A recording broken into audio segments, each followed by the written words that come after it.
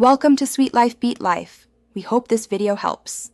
In this video, I will show how to make miso soup with tofu. Start by heating 2 cups dashi until steaming, not boiling, then scoop out a ladleful to dissolve 1 tablespoon miso paste. Return the dissolved miso to the pot-off heat to preserve flavor. Gently stir in 200 g soft tofu cut into 5 cm cubes and a handful of sliced scallions, warming them through for a delicate finish. Collect your ingredients and arrange them for easy cooking. Measure 2 cups dashi, 1 tablespoon miso, and 200 g tofu before you begin to avoid last-minute scrambling. If using wakame or mushrooms, rehydrate or slice them evenly so they cook uniformly. Keep the heat low when adding miso to protect its delicate umami, and finish with thinly sliced scallions for brightness and texture in every comforting spoonful. If you're finding this helpful, please subscribe and like to support more tasty tutorials.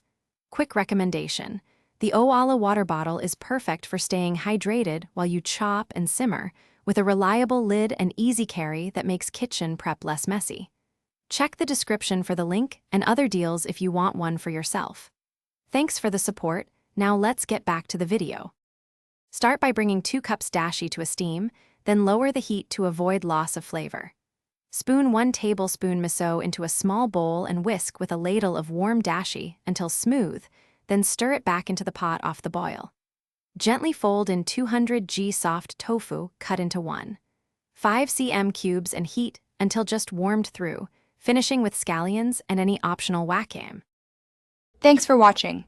Consider subscribing if we helped you.